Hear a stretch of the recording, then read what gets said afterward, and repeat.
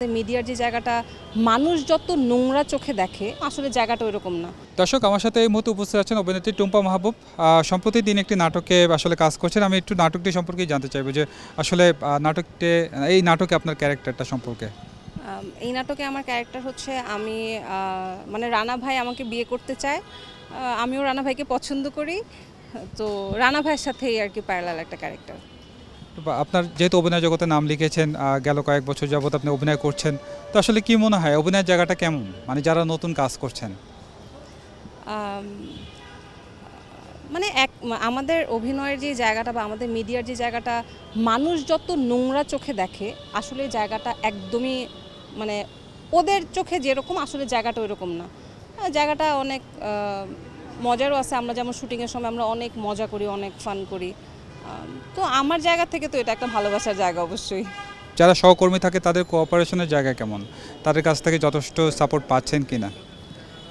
না, আমি এখন পর্যন্ত আলহামদুলিল্লাহ সবার থেকে যাদের সাথেই কাজ করেছি আমি আলহামদুলিল্লাহ সবার থেকেই খুব ভালো হেল্প পেয়েছি। সবাই খুব যথেষ্ট হেল্পফুল এবং খুব আন্তরিক সবার কাছ থেকে। আমি এখন পর্যন্ত ওই রকম কোনো প্রবলেম আলহামদুলিল্লাহ আমাকে ফেস করতে হয়নি।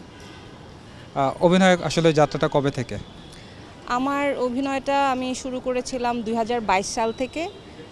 আমার মনে আছে 2022 সালের প্রথম রোজায় হচ্ছে আমার প্রথম ক্যামেরার সামনে দাঁড়ানো। সেটা হচ্ছে আহমেদ কায়সার ভাইয়ের বকুলপুর সিজন 2 দিয়ে আমার যাত্রা শুরু করেছিলাম আমি। তারপর অবশ্য মাঝখানে আমার সেমিস্টার ফাইনাল ছিল এবং ফাইনাল ইয়ার যেহেতু ছিলাম তো একটু পড়াশোনায় কনসেন্ট্রেট দেওয়ার জন্য মাঝখানে আমি 6-7 মাস কাজ করিনি। তারপর আবার 7-8 মাস ধরে কাজ শুরু করেছি। প্রথম ক্যামেরার সামনে দাঁড়ানো অনেকে একটু নার্ভাস থাকে, আপনার আসলে কি অবস্থা ছিল? আহমেদ কায়সার ভাইয়ের সম্পর্কে বলব যে কায়সার ভাই এত ভালো একজন মানুষ, উনি জায়গাটা আমার জন্য এত ফ্রেন্ডলি করে দিছিল যে আমার কিছুটা নার্ভাস লাগলেও মানে আমার কাছে মনে হয় না যে একদম প্রথম আমি ক্যামেরার সামনে দাঁড়াচ্ছি। তো আমার জন্য সেটা মোটামুটি ফ্রেন্ডলি ছিল। বড় পর্দায় কাজ করা বা আরও নিজের এই প্রতিভাকে আরও কাজে লাগানো, এমন কিছু পরিকল্পনা আছে কিনা? জি, অবশ্যই আছে। যেহেতু বেসিক্যালি হয় কি আমরা যারা মিডিয়াতে কাজ করি তাদের ধ্যান জ্ঞান সব মিডিয়াকে ঘিরেই হয়। সো আমারও মিডিয়াকে ঘিরেই বা নাটককে ঘিরেই, এমন না যে বড় পর্দায় তো সবাই কাজ করতে চায়, তো কখনো যদি আমার সেই সৌভাগ্য হয় অবশ্যই আমি চাইবো বড় পর্দায় কাজ করার জন্য। তবে তার আগে আমি চাই নিজেকে সেভাবে তৈরি করতে। সেটি আসলে যারা সিনিয়রদের সাথে কাজ করেন, যারা অনেক বছর যাবত আসলে খুবই পরিচিত মুখ, আর তাদের সামনে যখন যান বা তাদের সাথে যখন আপনার এই স্ক্রিন শেয়ার করছেন, এই বিষয়টি আসলে আপনার কেমন লাগে? কোনো নার্ভাস ফিল হয় কিনা?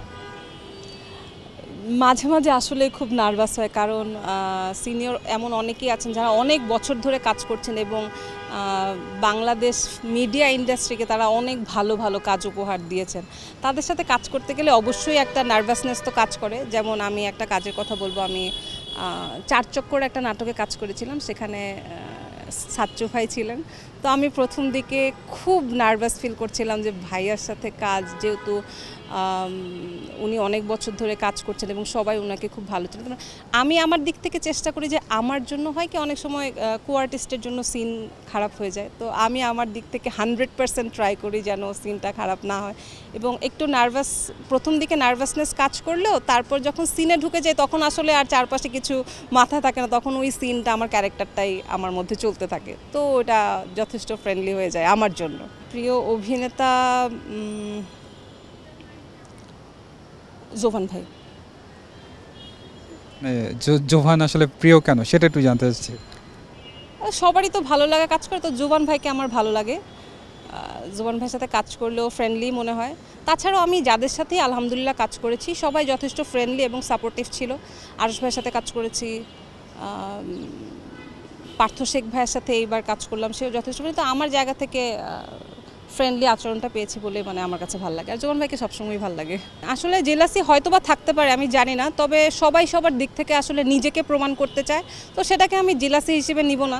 আমিও তো চাইবো যে আমি আরেকজনের চাইতে ভালো করি, কারোর সাথে কম্পিটিশনে গিয়ে না, কিন্তু নিজের জায়গা থেকে নিজেকে প্রমাণ করতে চাই।